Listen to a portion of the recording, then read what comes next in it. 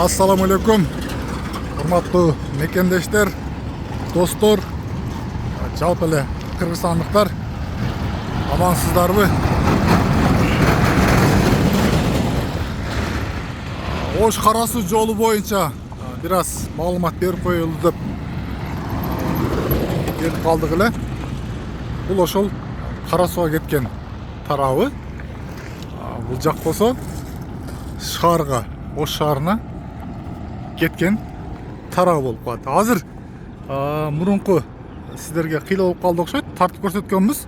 Муну ол жерлерди толугу менен бузуп алып, бүлдүзөрлөр, жанагы экскаваторлор жүргөн. Азыр машина эмне үчүн аз болуп атат деп суроо беришиңиздер мүмкүн. Азыр машинанын көбү мына Кашкар кыштак айыл аймагы, Ала Тоо айыл өкмөтү ушунун ичинен кетип атышат. Бул жакта Наримандан кирип, булдан түз кирсеңиздер, ошо Кашкар кыштактын центри болуп калат. Ошо центрден чыгып Телман жакка дери шаардын ичи асфальт болгондугу үчүн ошол жакта машиналар каттамын булап жатышат. Азыр трамбовка иштери жүрүп жатат. Бир аз эмес, бир кыйла эле автоунаалар үчүн жүрүү аябай оор болуп жатат. Анан эки беттерин мынтип трамбовкалап, эки тилке болот, ортолоруна шагылдарды төгүп бул жакта тегиздеп жатышат. Техникалар эмнеге көрүнбөйт деп жатсаңыздар, техникалар азыр тээ башында жүрөт, Карасу району жагында. Анан Ош область, Ош шаар жагында техникалар жүрөт. Анан могул жакта бир-эки техникалар жүрөт. Мына көрүп жатасыздар кандай көрүнүп атат.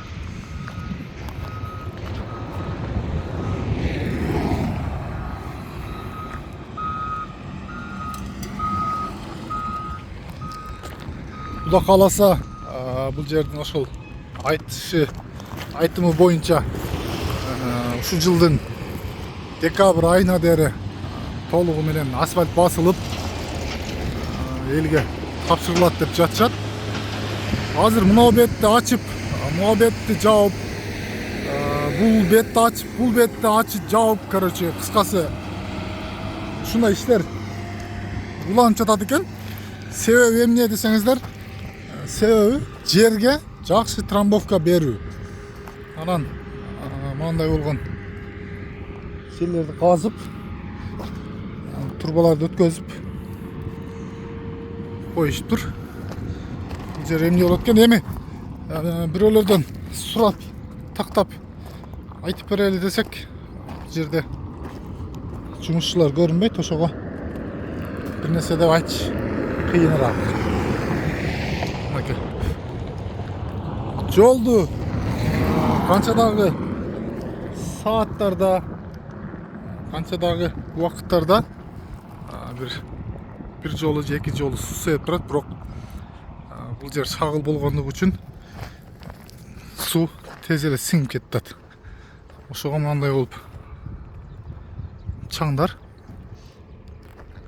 бул жерден үзүлбөйт. Мынакей жол.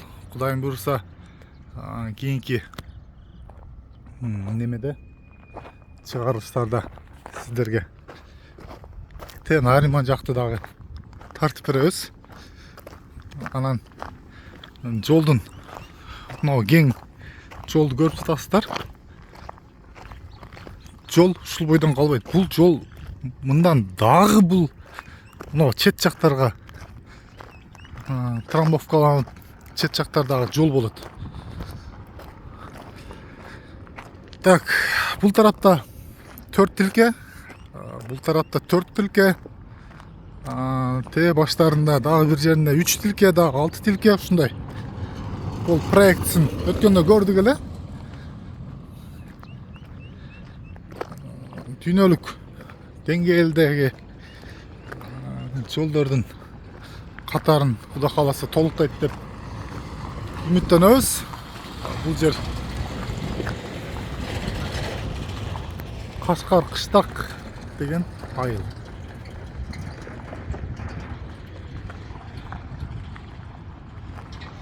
Emin biraz iş sekindep kaldı bir oğanı. Moyun kalış gerek. İçine olsa dağı Karasu rayon hakimi ortuna turup biraz жүгүрүп эки жакты карап койсо жакшы болмок.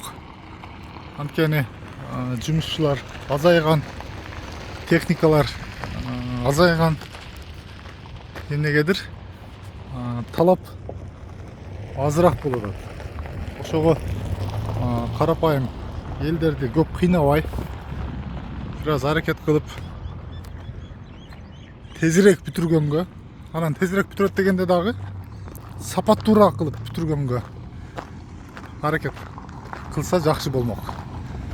Азыр эми мынтип 450 Ош Кара Суу маршруту дагы кыйналды, анын ичиндеги элдер ондай болгон бир өңгүлдөңгү шагыл жолдордо элдер жүрөт. Ошо жолу бул жак Жош айыл өкмөтүнө карап кеткен көчө. Бул тарап болсо толугу менен асфальт төшөлгөн.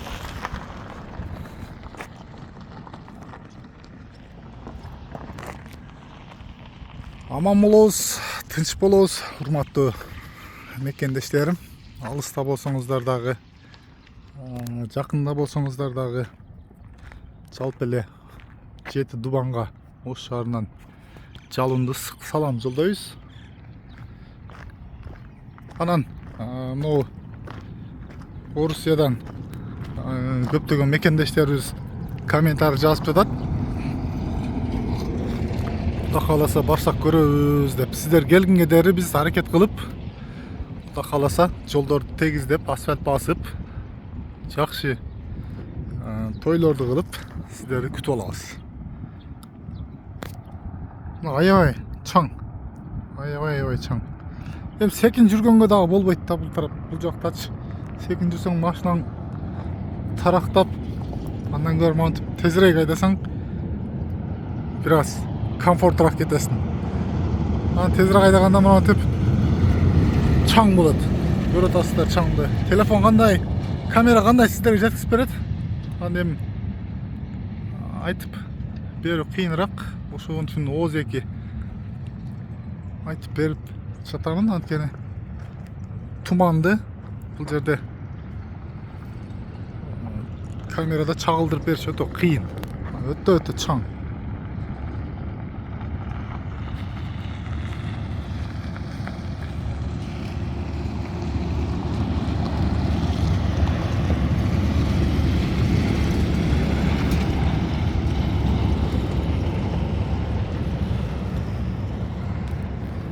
Бизге каттала элек болсоңуздар, катталып кетиңиздерди суранып кетет элек.